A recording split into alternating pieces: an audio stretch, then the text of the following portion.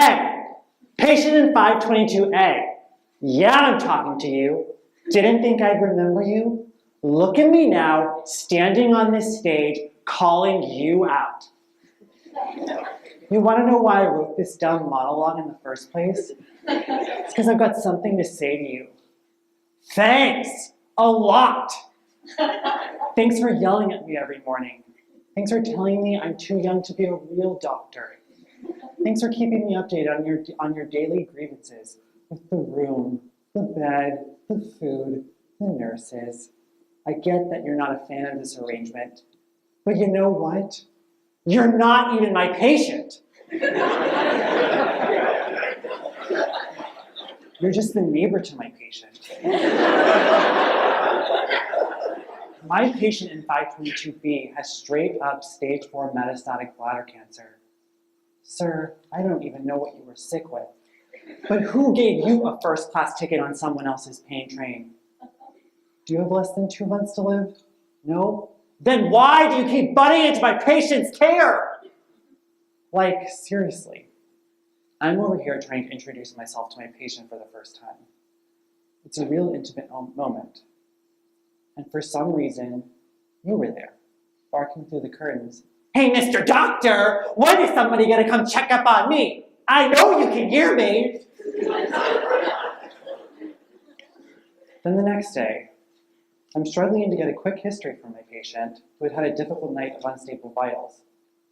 And yet again, you were there, screaming over the monitors. When are you gonna do something about those damn machines? They kept me up all night.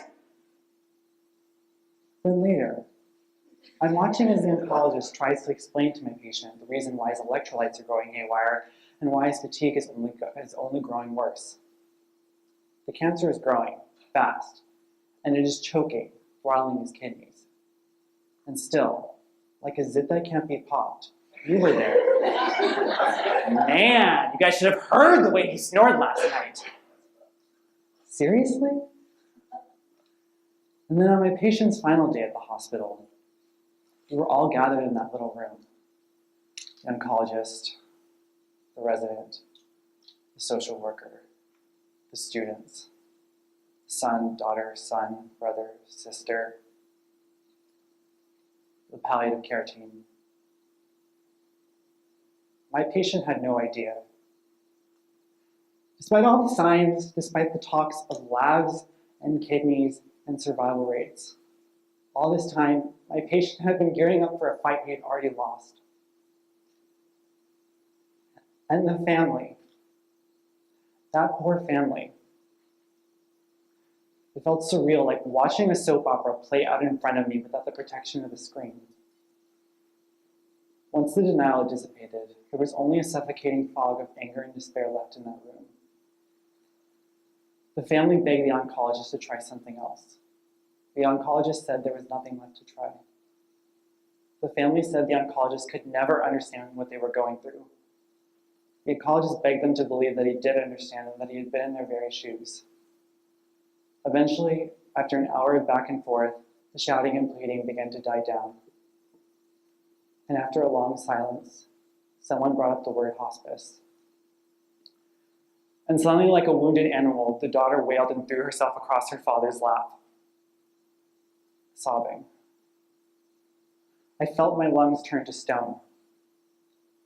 I struggled not to blink because I knew it would disturb the big, fat, ugly tears perched on my eyes. No one knew what to say. And in that moment, I could only think about one thing. You were there. Somewhere less than 5 feet away, you were somewhere behind that curtain, silent. How many times had I wished for you to just shut up for 2 seconds so I could give my undivided attention to my own patient?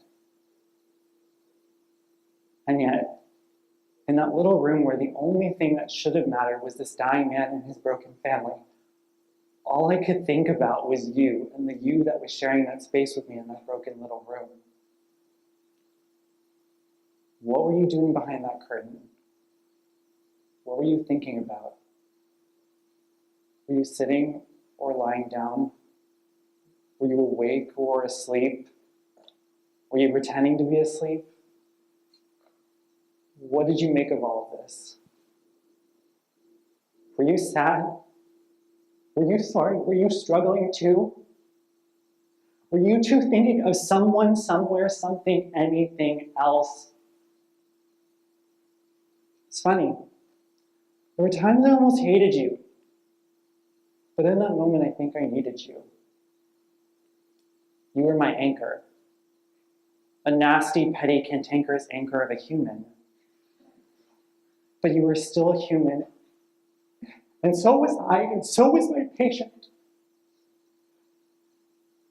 And even with that curtain, that little room became one shared, surreal, hopeless space that you and I could be silent in.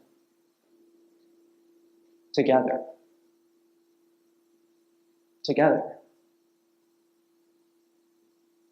Hey, patient in 522A. Yeah, I'm talking to you. Did you think I wouldn't remember you? Look at me now, standing on the stage, calling you out. You want to know why I wrote the STEM monologue in the first place? There's something I want to say to you. Thanks. A lot.